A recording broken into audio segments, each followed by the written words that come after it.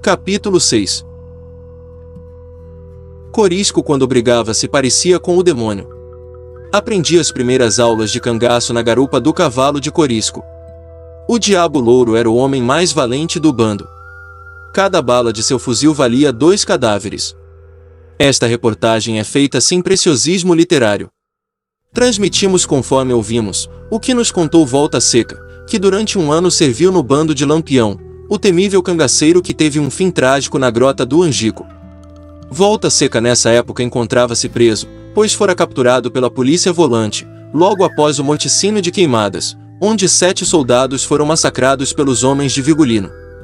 Adendo: Volta Seca foi preso no ano de 1932, ou seja, aproximadamente 3 anos após o episódio de Queimadas na Bahia, que ocorreu no final do ano de 1929. Volta Seca nos conta passagens até então desconhecidas pelo público sobre a vida do Rei das Caatingas e as atividades do bando que obedecia cegamente ao seu comando. Até hoje é seriamente comentada a situação desse remanescente do sinistro bando do Rei do Cangaço. Volta Seca é considerado perigo social, pois não foi sentenciado, e mesmo que fosse seria ilegal qualquer julgamento que se fizesse, pois nessa época, a que foi preso, ele contava menos de 14 anos de idade. Essa desajustada medida das autoridades que o lançaram à prisão veio prejudicar profundamente a situação desse homem, pois desde a juventude que vive encarcerado, tendo como companheiros de prisão os piores delinquentes, retido nas várias prisões por que passou. Reagiu contra o terrível ambiente que o cercou durante 18 anos. Volta Seca é um detento de comportamento exemplar conforme atesta a sua conduta na penitenciária em que se encontra na capital baiana. Continuemos a ouvir a sua história para melhor avaliarmos o erro judiciário que o prejudica e que lhe rouba os melhores dias de sua existência. Com a palavra Volta Seca. Os volantes, não conseguindo fazer com que o velho sertanejo falasse, foram de uma crueldade sem limites. Após espancarem o velho, rasgaram os vestidos da mãe e das irmãs do cangaceiro Arvoredo, que mais tarde espalharia o terror pelas caatingas do Nordeste. As mulheres ficaram inteiramente nuas. Eles então entraram no barracão onde o fazendeiro guardava os apetrechos da lavoura e de lá tiraram várias cangas e as colocaram no pescoço das mulheres nuas. Os homens ficaram nus e mugiam como bois. As pobres mulheres foram empurradas para o curral à força de pontapés e golpes de rélio. Elas choravam desesperadamente. O velho estava completamente impossibilitado de as defender. Imagine o senhor a maldade desses homens que são pagos para manter a lei. O pai de Arvoredo ainda tentou se arrastar, mas a força lhe faltou. E ele assistiu ao mais nojento dos espetáculos. Os volantes nus entraram no curral, mugindo como bois, e as infelizes se contorceram no chão, de dor e de vergonha. Eles fizeram isso, meu senhor. Arvoredo, quando chegou à fazenda, encontrou a mãe completamente louca. As irmãs choravam o corpo rasgado, como se os arranhões tivessem sido feitos à ponta de punhais. Elas eram moças, antes dessa selvageria dos soldados. Arvoredo não pôde falar com as irmãs. Elas não tinham coragem de olhar o irmão nos olhos. Ficaram chorando desesperadamente, o rosto enterrado na lama do curral. Arvoredo custou acreditar no que via. Não era possível. A desonra não podia entrar na casa de uma criatura e arrasar inteiramente a família. O pai quase louco, a mãe perdeu inteiramente a consciência das coisas e não mais reconhecia o próprio filho. O sangue subiu à cabeça de Arvoredo. Esse sangue era uma espécie de bandeira vermelha que lhe acenava para a guerra. Guerra contra os carrascos de sua família. Entrou na guerra como um tufão.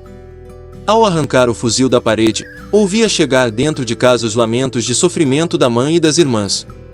O ódio explodiu no coração desse homem. Conflito tremendo se aninhara em seu íntimo de homem simples. A troca tremenda se foi feita à enxada pelo rifo. Nasce mais um cangaceiro no norte. Arvoredo atravessou a porteira do curral, amparou a mãe e as irmãs lavadas em lágrimas. Os facínoras que ultrajaram o seu lar deram uma nova e violenta direção ao seu destino. Arriou o seu cavalo e largou estrada fora em procura de Lampião, o rei das Caatingas. Nunca mais viu a família. Esqueceu a tudo e a todos, menos a fada dos volantes. Nos combates, só havia um homem capaz de superá-lo na fúria e na sede de derramar sangue, era Corisco. Eu era muito criança, é verdade, mas ainda me lembro da fisionomia de Corisco nos combates que travávamos. Eu tinha a impressão que seu rosto se transformava e ficava com as feições do demônio, iguaizinhas àquelas que eu via nos livros santos. E Lampião gostava desses dois homens, pois que os dois sozinhos representavam quase toda a força do bando.